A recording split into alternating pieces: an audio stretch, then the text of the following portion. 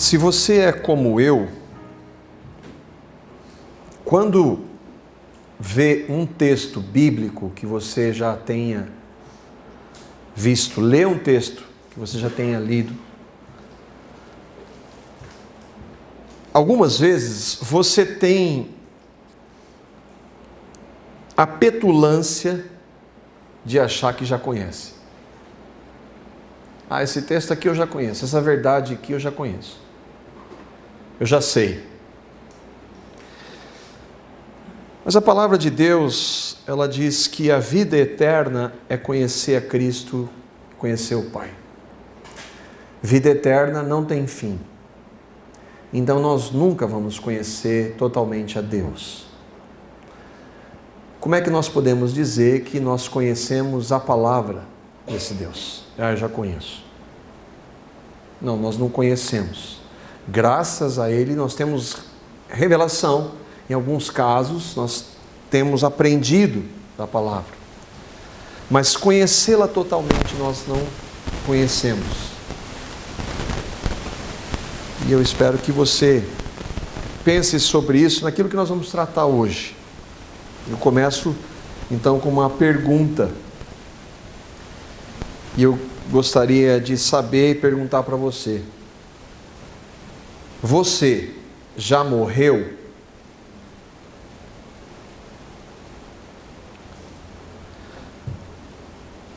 Por que o pai de um bebê recém-nascido o abandona, deixando-o com a sua mãe para viver com a amante?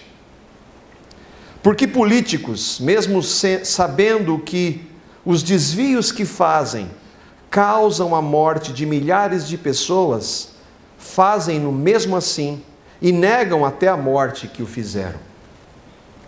Porque a cada dia que passa, a sexualidade se torna tão banal e suja. Porque líderes religiosos, sem nenhum escrúpulo, enganam, mentem e roubam, cometendo os atos mais sórdidos em troca de poder e dinheiro, praticando tudo isso em nome de Deus. Ou para nivelar todos nós, porque eu e você mentimos, para comparar os nossos erros com esses que são mais graves. Por que nós fazemos para o próximo o que nós não queremos que ele faça conosco? A palavra mais impopular do momento, aquela que sociólogos, cientistas, antropólogos, psicólogos, historiadores, psiquiatras, professores, doutores e, pasmem, líderes religiosos negam, de acordo com Deus, é a causa suprema dessa relação. E essa palavra chama-se pecado. Uma realidade com a qual nós nascemos e convivemos todos os dias de nossas vidas. O problema do homem chama-se pecado. Nascemos pecadores, por isso que cometemos esses diversos pecados que eu li aqui. Em nosso estudo de Romanos, eu creio que nós entendemos isso claramente. Vimos que o pecado é capaz de realizar no homem. E aí nós vamos ver alguns textos que mostram essa realidade. Nós vimos que o pecado leva alguns a negarem a existência de Deus. Tendo conhecido a Deus, não o glorificaram como Deus. O ser humano, sabendo da existência de Deus, quantas vezes nós não dissemos isso? Não o glorificaram como Deus, nem lhe renderam graças, mas os seus pensamentos tornaram-se fúteis e os seus corações insensatos se obscureceram. Por quê? Por causa do pecado. O pecado leva o homem ao homicídio, à promiscuidade sexual.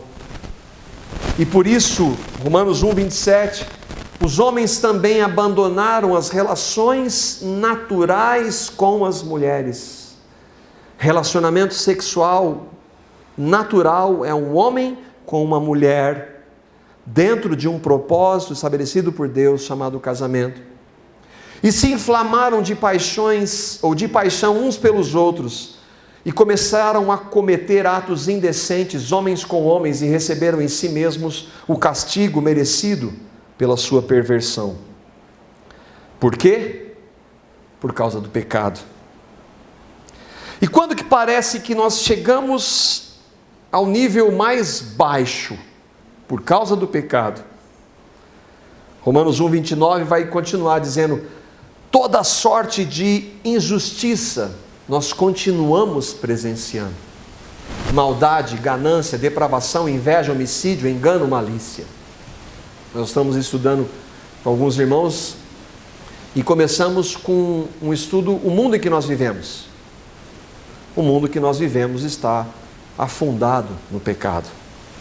E o pecado, a natureza de pecado, se manifesta de todas essas formas. Nós vemos então que esses homens e mulheres são caluniadores, inimigos de Deus, insolentes, arrogantes e presunçosos, inventam maneiras de praticar o mal, desobedecem a seus pais, são insensatos, desleais, sem amor pela família, implacáveis. Essa é a descrição do homem no pecado. E o homem, por si só, não pode responder ou solucionar o nosso problema, porque ele vai negar sempre a realidade do pecado. Então vêm os líderes religiosos para resolver o problema. Pastores, padres, bispos, apóstolos, oferecendo a solução. Mas aí nós vimos em Romanos que eles são o quê? Hipócritas. Então você que ensina os outros, não ensina a si mesmo? Religião é isso. Faça isso, não faça aquilo. Obedeça, não obedeça a Deus para você agradá-lo. Eu falo, mas não faço. Eu sou um hipócrita. Você que prega contra o furto, furta. Você que diz que não se deve adulterar, adultera. Você que detesta os ídolos, rouba-lhe os templos. Os religiosos, os líderes, também não estão fora da realidade de pecado. Nós vimos de maneira inquestionável o que somos. Os textos de Romanos 3:10 e 3:23. Para resumir essa realidade, não há nenhum justo, nenhum sequer, nenhum. Todos pecaram, eu e você. E estamos destituídos da glória de Deus no nosso estado de pecado. Mas nós vimos que, apesar de tudo isso, e aqui é só um resumo, apesar de tudo isso, esse mesmo Deus, indescritivelmente santo, por isso que a palavra santo, santo, santo, a Trindade santa, sem pecado, separada, que abomina o pecado, esse mesmo Deus, que é afrontado com o pecado,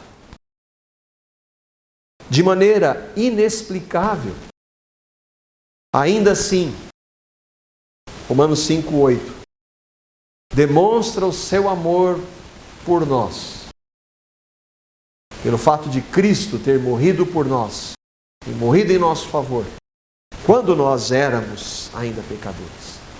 O homem nesse estado de pecado, depravado, separado de Deus, não quer Deus. Mesmo assim, esse Deus o ama e manda o seu Filho Jesus.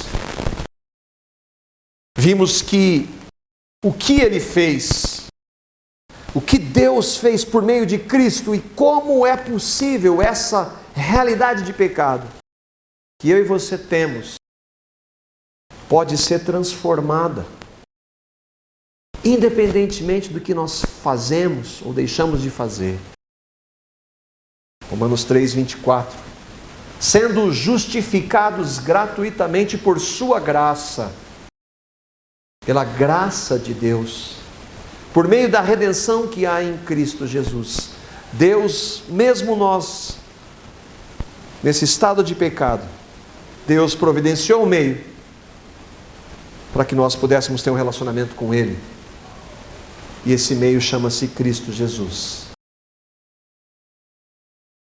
Inexplicavelmente, nós vimos então que onde abundou o pecado, superabundou a graça.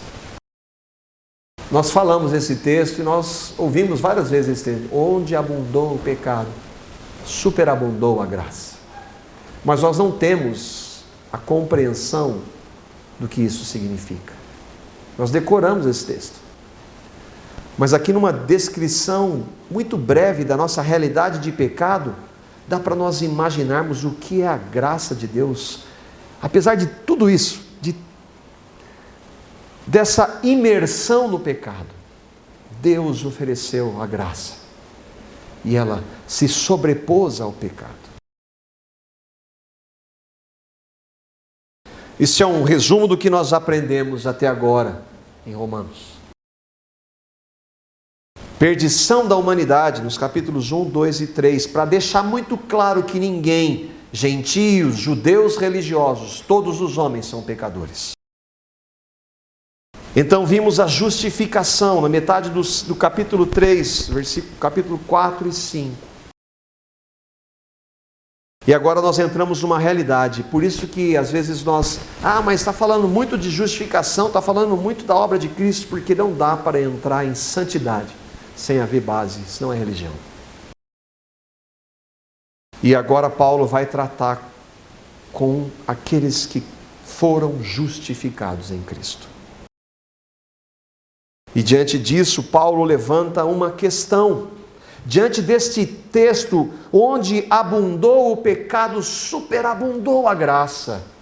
Paulo levanta no capítulo 6, versículo 1, uma pergunta. Não de Paulo. Paulo jamais faria essa pergunta. E ele levanta e diz: portanto, o que vamos dizer? Onde abundou o pecado, superabundou a graça. Onde havia muito, mas muito pecado, veio uma graça que é maior do que o pecado. O que vamos dizer diante desta graça? Será que devemos continuar vivendo no pecado para que a graça de Deus aumente ainda mais? Afinal, a graça veio sobre uma realidade de muito pecado. Então, se há muito pecado, a graça é maior, então quanto mais pecado, mais graça vai vir. O raciocínio é lógico, humanamente falando. Se onde houve muito pecado, houve mais graça do que o pecado, então por que não continuar no pecado, para que haja mais graça?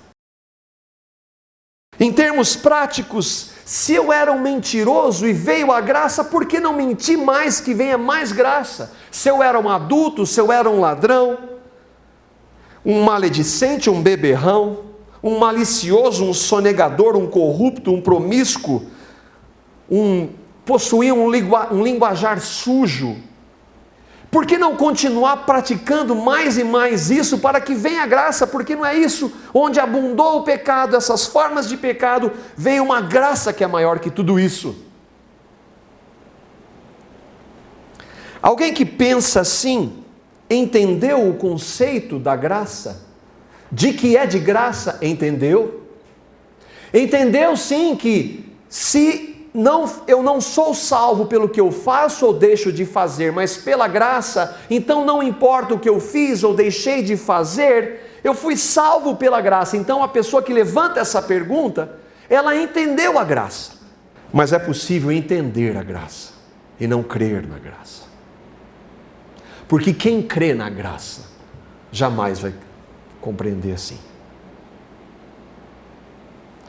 Olha o que nós vimos, irmãos, nossa realidade de pecado. a nossa depravação.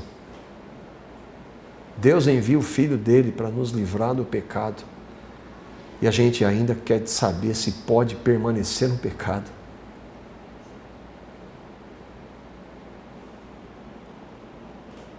É possível entender e não crer. Mas quem poderia levantar uma pergunta como essa? Dois grupos. O primeiro, o legalista.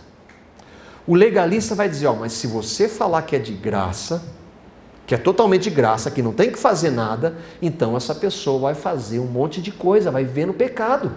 Então não pode ser de graça, não é possível. Vamos colocar algumas regras para ela tentar seguir. O legalista vai colocar lei. Primeiro grupo que pode fazer essa pergunta. Você entende?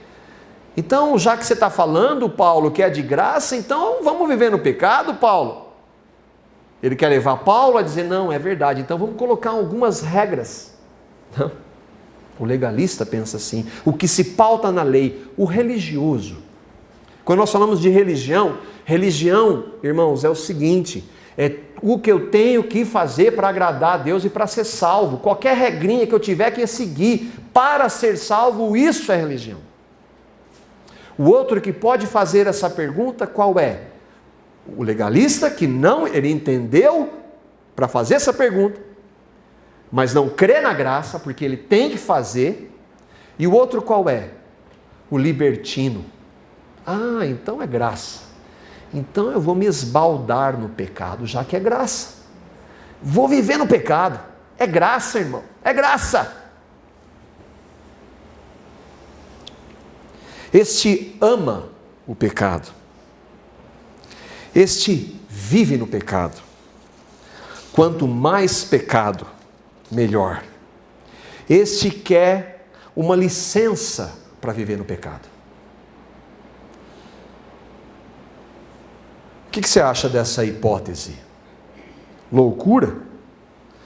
Pois é, mas na época de Paulo e hoje, tem gente pensando assim. Tem gente usando disso para viver no pecado. E tem os legalistas que, não, mas só pela graça não tem que colocar alguma regrinha. E tem os libertinos, oba, então é pela graça, então eu vou fazer o que eu quero da minha vida. Bom, a gente não precisa ir muito longe para ver que não é isso. Versículo 2. Em hipótese alguma. Versão em inglês, King James diz, Deus não permita. Vamos viver no pecado? Em hipótese alguma. Porque nós, os que morremos para o pecado, você já morreu? Nós, os que morremos para o pecado, se nós morremos para o pecado, como eu vou poder viver nele, continuar vivendo nele? Essa possibilidade não existe para quem morreu para o pecado.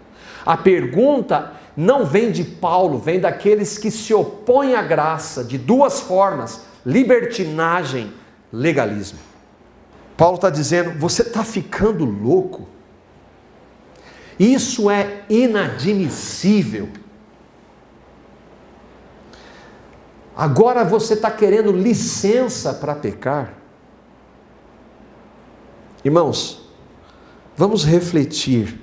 Deus enviou seu único Filho, santo, sem pecado, Deus encarnado, para descer até o mais baixo nível humano, ser humilhado e morrer a pior das mortes por uma humanidade que não o quer.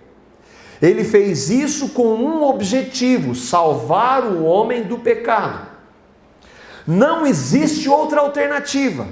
Nunca houve, nem jamais haverá. Enfim, Deus tomou a mais radical das atitudes para tirar o homem do pecado. Vamos permanecer no pecado?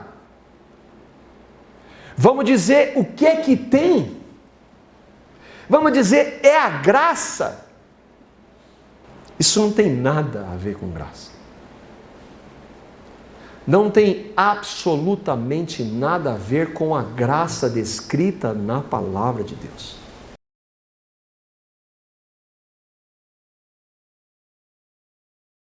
Paulo está dizendo, nós os que morremos para o pecado.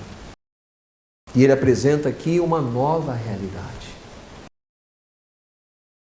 Quase todos já ouviram que Jesus morreu por nós. Mesmo pessoas que não são religiosas. Jesus morreu por nós. Por que Jesus morreu? Ele morreu por nós. Verdade. Verdade bíblica? Sem dúvida.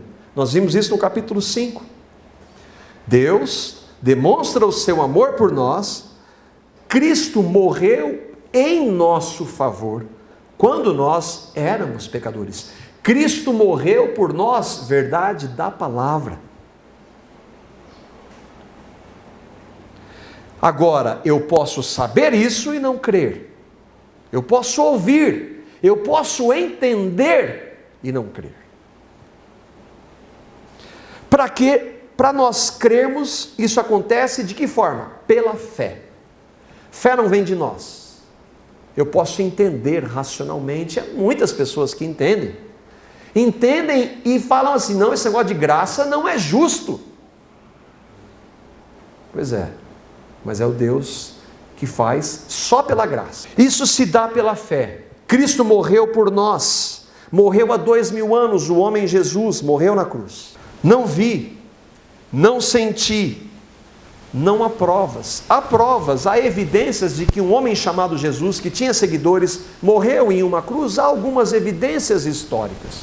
Mas há a evidência de que ele morreu por mim, morreu por você. Então só se crê nisso pela fé. A morte de Cristo por nós nos deu salvação. Mas Paulo está apresentando aqui uma outra realidade.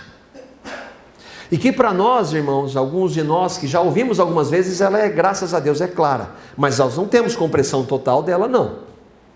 Nós os que morremos para o pecado, ele disse. Antes de tudo, antes de Paulo anunciar isso, Jesus já profetizou isso. Nós conhecemos o texto ou não?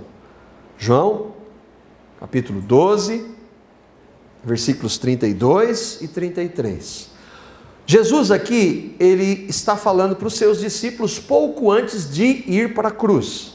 Eu, Jesus, quando for levantado da terra, o que Jesus está querendo dizer quando for levantado da terra? O versículo vai se explicar. Mas o que acontecia? O homem era pregado e levantado na cruz. Às vezes era pregado porque aqueles que a cruz estava lá, o mastro principal da cruz já estava lá e era só pregado a parte de cima, ou então a cruz toda era levantada, a gente vê a maioria dos filmes, que ele era pregado e uma cruz levantada. De qualquer forma, Jesus foi pregado no chão e foi levantado. Jesus está dizendo, eu, quando for levantado da terra, eu atrairei todos. Quem Jesus atraiu? Quantos pecaram? Todos pecaram. A descrição que nós vimos de Romanos até o capítulo 3, de realidade de pecado, é minha e sua. Jesus atraiu a todos. Deus amou quantos no mundo? Deus amou o mundo, amou a humanidade. Jesus atraiu a humanidade no seu corpo santo. Eu, quando for levantado da terra, todos atrairei a mim. Do que Jesus está falando? Continua no versículo. E dizia isso significando de que morte havia de morrer. Jesus morreu em uma cruz. Jesus foi crucificado. E naquela cruz, Cristo atraiu a todos os seres humanos antes dele, naquele momento quando ele estava ainda sendo crucificado, e depois, os que vão vir, toda a humanidade foi atraída em Cristo. Toda a humanidade foi crucificada, foi levada à crucificação com Cristo. O que acontece é que alguns, assim como entendem a graça, ouvem esse texto Entendem a graça, mas não creem. Ouvem essa verdade, mas não creem. Tem diferença de Cristo ter morrido por nós e nós termos morrido com Ele? Para a salvação é a mesma verdade. Agora, irmãos, e para nós que já ouvimos algumas vezes, a nossa morte com Cristo tem uma implicação de santificação. A nossa morte com Cristo é um processo de santificação. Cristo morreu por nós, salvação. Nós morremos com Cristo, agora é santidade, santificação. Por quê? Porque Ele habita em nós. A morte é o término de uma realidade e o início de outra, não é o fim da existência. Alguns vão dizer, não, morreu, acabou. Não, ainda a morte física. A morte física não é o fim da existência, é a mudança de uma realidade para outra, absolutamente diferente desta. A morte com Cristo é a mudança de uma realidade para outra, absolutamente contrária a essa que nós vivíamos. E nós vamos ver em Romanos 6 como isso é absolutamente claro, de que a nossa morte com Cristo deve ter e vai ter implicação para a nossa vida diária. Aí, como eu morri se eu estou vivo? Pela fé. Ou, como Jesus morreu por mim na cruz? Como é que eu creio nisso? Pela fé. E a minha morte com Cristo? Pela fé. Fé aonde? No pastor? Na palavra. Versículos 3 e 4, Paulo vai andar mais um pouquinho nisso. E aí nós começamos. Eu nunca ouvi falar da nossa morte com Cristo. Ou vocês não sabem, se não ouviu, se não sabia, está sabendo agora. Paulo está entendendo que já sabemos. Sabemos o quê? Vocês que creem em Cristo, que creem na morte, que creem em Cristo como Salvador e Senhor, vocês não sabem que todos nós que nascemos de novo, que recebemos a Cristo, que aceitamos Jesus, todos nós, os que verdadeiramente cremos, que fomos batizados em Cristo Jesus, fomos batizados em sua morte, não tem nada a ver com o batismo nas águas isso aqui. É claro que o significado da palavra batismo no grego significa inclusão, imersão. Então, por isso nós cremos que o batismo por imersão é um modelo que melhor representa o que Cristo fez. Mas se é mergulhando na água ou é jogando, não interessa. O que importa é que a pessoa que for batizada tenha crido nisso. Então Paulo está falando, nós que fomos batizados em Cristo, eu atrairei todos, eu estava lá. Que forma? Pela fé. O Marco estava lá no corpo de Cristo. Pela fé. Eu fui batizado com Cristo na sua morte. Fomos batizados em sua morte? Nós não sabemos. Portanto, fomos sepultados com Ele na morte por meio do batismo. O que aconteceu? Nós nascemos de que forma? Pecadores, nascemos com uma natureza de pecado. O que aconteceu com essa natureza causadora dos pecados? Ela foi crucificada com Cristo. Ela já está morta lá em Cristo. O velho homem. E aí entra um propósito que está em vermelho aí. Por quê?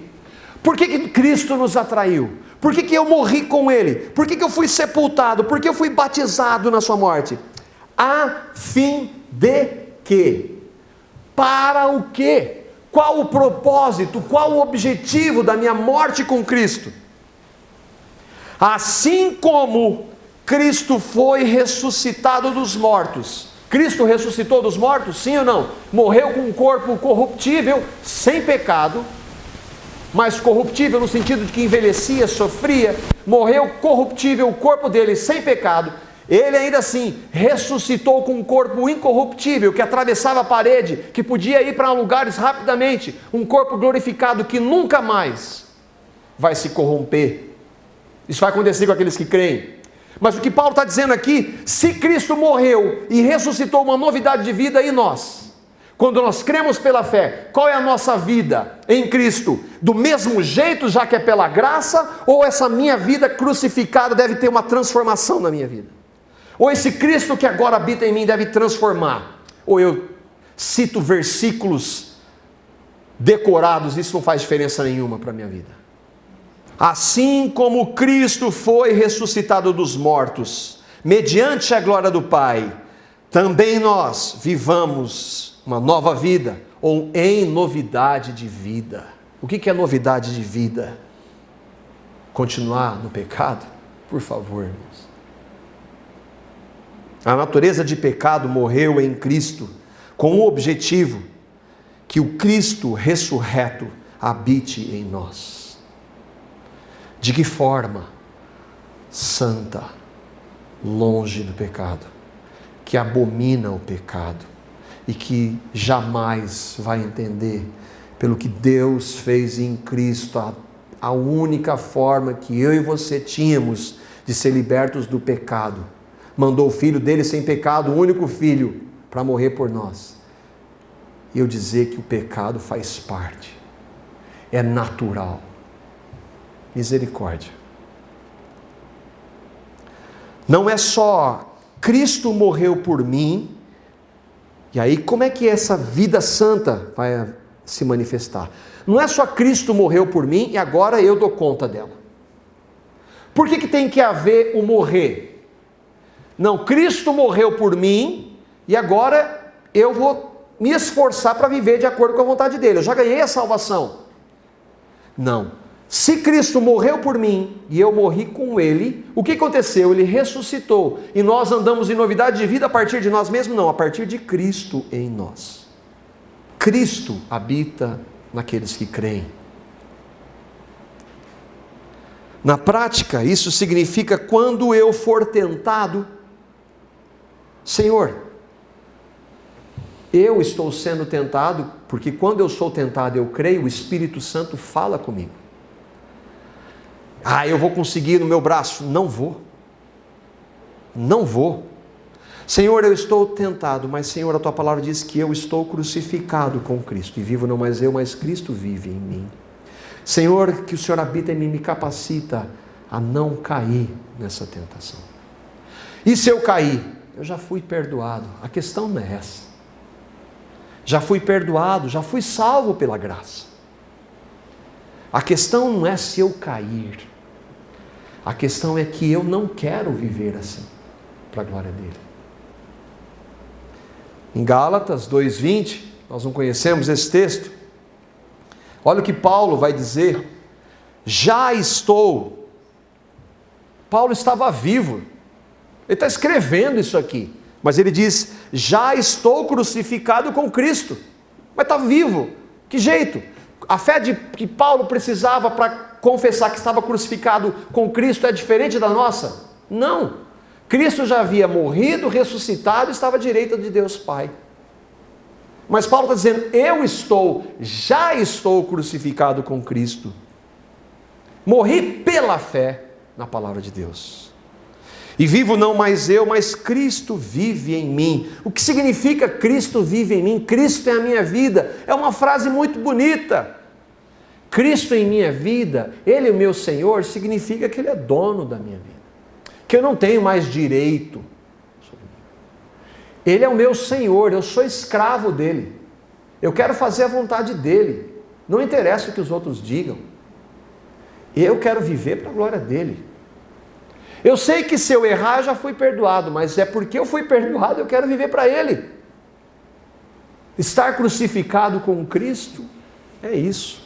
Não é apenas uma realidade espiritual. Estar crucificado com Cristo é uma realidade espiritual, sim, porque nós não estamos vendo, nós não sentimos, nós cremos pela fé. Então, é uma realidade espiritual. Agora, toda realidade espiritual deve se manifestar. Deus ficou lá em cima dizendo como Ele salvaria, ou Ele veio até nós? Ele veio até nós, Ele se manifestou.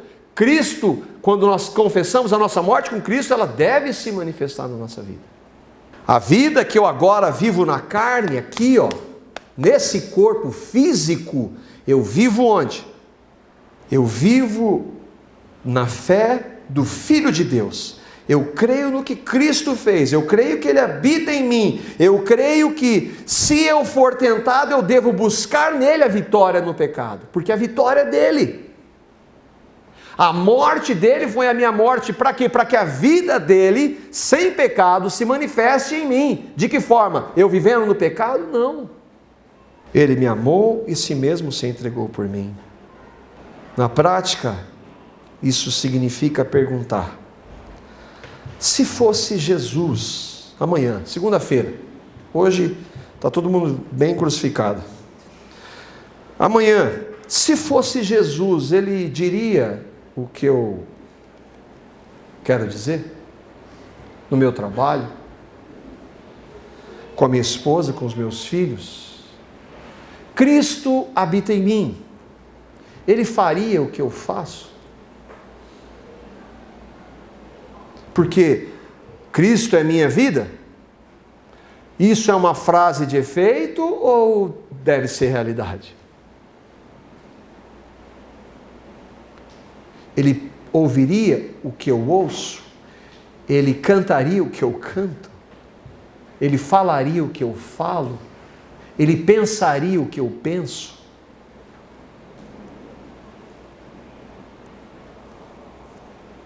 Por quê? E para que nós morremos? Paulo vai continuar. Se, olha a condição, dessa forma,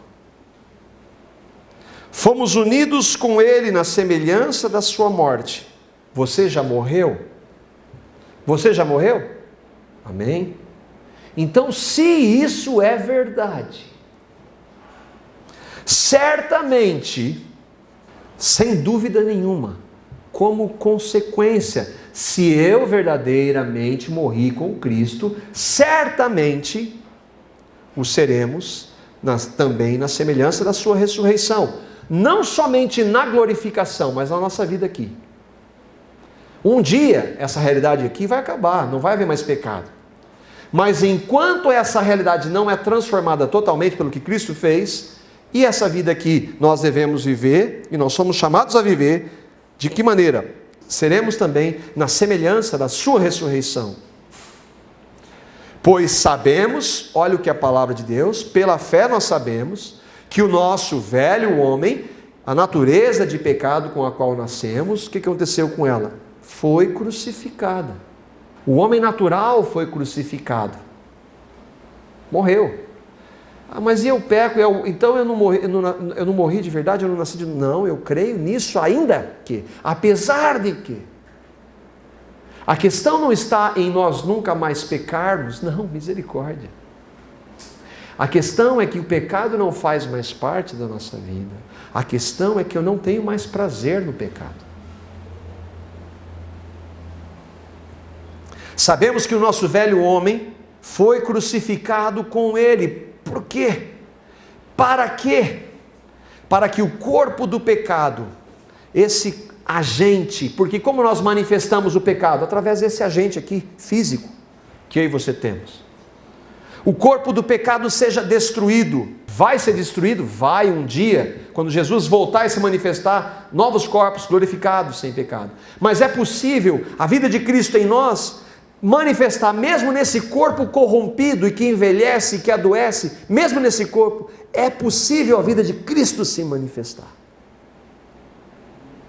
Então, para que o corpo do pecado seja destruído e não sejamos mais escravos do pecado, todo escravo tem o que? Um dono. O meu dono agora chama-se Cristo, Senhor da minha vida, é para Ele que eu quero viver. E se eu creio na minha morte com Cristo, Ele habita em mim, Ele dirige a minha vida, Ele vai me falar: Marco, isso não é minha vontade para você. Marco, eu não só estou te mostrando que não é a minha vontade, como se você continuar em mim, eu capacito você a não fazer isso, que não é a minha vontade. Eu não estou dizendo para você: olha Marco, não faça isso, e vai e faz sozinho, você não tem capacidade. Mas Marco, eu habito em você. Você crê que está morto comigo? Sim, então a minha vida está em você, a minha vida capacita você. Marcos, se você errar, você já foi perdoado. Porque é por graça. Não se nega a graça, mas há uma realidade daqueles que creem na graça. Não sejamos escravos do pecado, pois quem morreu pela fé foi justificado do pecado. Falamos que justificação, lembra, até citei uma frase muito célebre, filosófica e profunda. Justificação e santificação são dois lados de uma mesma moeda. Não existe um sem o outro. Se você crê de verdade na sua morte com Cristo, então vai haver um crescimento. É impossível que isso não aconteça. Paulo falou assim: certamente seremos na semelhança da sua ressurreição.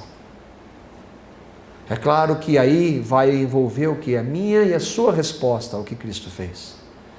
Vai envolver prática. Eu posso conhecer os textos, eu posso até crer verdadeiramente neles, mas aquilo não ser real no meu dia a dia, e aí eu vou patinar, eu vou tropeçar. Mas não é porque Cristo não tenha poder para nos capacitar a viver na semelhança da sua ressurreição aqui nessa vida ainda. Ele é poderoso para fazer. O poder da santificação está em nossa união com Cristo. Em nós não há poder. Nós não poderíamos nos salvar. Nós não podemos vencer o pecado. Agora, se nós morremos com Cristo, morremos para o pecado, Ele já crucificou a nossa natureza geradora dos pecados, aos despojos que Ele vai trabalhar. E na sua ressurreição Ele nos deu uma nova vida. É possível andar em novidade de vida em termos práticos. Cristo crucificado é uma nova vida. Mas eu não consigo. Senhor, eu creio. Senhor, me capacita a andar em novidade de vida. Senhor, eu pequei. Senhor, tem misericórdia. Ele tem misericórdia, Ele tem prazer em perdoar. Isso continua, irmãos. Mas Ele não tem prazer no pecado, por isso Ele quer erradicar, Ele quer tirar a prática do pecado em nós. Será que nós temos esse desejo? Para nós terminarmos 2 Coríntios capítulo 4, versículos 10 a 11. Trazemos sempre em nosso corpo, nesse corpo físico, o morrer de Cristo. Realidade espiritual. Pela fé eu estou morto com Cristo. Fui crucificado. Mas eu trago essa realidade nesse corpo aqui. As pessoas vão ver isso na minha vida. Por minha capacidade? Não, eu não tinha capacidade. Eu não tenho capacidade para nada. Mas Cristo me capacita. Para quê? Para que a vida de Jesus também seja revelada neste corpo aqui. É possível? É. Quando nós cremos na nossa morte com Cristo. E quando isso se torna real no nosso dia a dia, quando nós temos um relacionamento com Ele, quando nós queremos a Ele acima de todas as coisas, e quando isso não é apenas um discurso, um versículo, buscar a Deus sobre todas as coisas, não, é buscar Ele em primeiro lugar, isso tem que ser prático. E como isso se dá? Nesse livro que nós temos aí. Quanto? Toda hora. Quanto mais dele, mais nós levamos o morrer, mais a vida dele vai se manifestar. Para que a vida de Jesus também seja revelada em nosso corpo. Pois nós, os que estamos vivos, somos sempre entregues à morte por amor a Jesus. Senhor, eu fui tentado aqui, Senhor, eu estou crucificado com Cristo. Eu creio nessa verdade. Eu levo o morrer. Senhor, me dá vitória. Ele dá a vitória. E se eu errar? Senhor, me perdoa, mas eu vou levar o morrer. Eu vou levar esse morrer, eu vou confessar, eu vou crer, porque já foi me revelado. Eu creio, Senhor, até que essa vitória se manifeste naquele pecado, em todas as realidades. Somos sempre entregues à morte. Por quê? Para ser salvos por amor ao nosso Salvador. Por amor a Ele, eu quero viver em santidade. Por amor a Ele, eu quero viver uma vida separada. Por amor a Jesus. Por amor a Ele, eu quero levar o meu morrer. Senhor, eu não vou descansar enquanto a sua vida não se manifestar totalmente em cada passo, em cada ato, em cada palavra, em cada pensamento na minha vida. Por amor ao Senhor. Por quê, irmãos? Porque Deus fez o que fez para erradicar o pecado da nossa vida. Como é que a gente pode admitir a possibilidade de qualquer pecado, seja ele qual for? Em mim e em você não está o poder, mas se você crê, em Cristo está o poder. Clame a Ele até que Ele te dê a vitória. Para que a sua vida também se manifeste no nosso corpo mortal. Você já morreu? Pela fé. A Bíblia diz que Jesus atraiu você lá. Você crê nisso?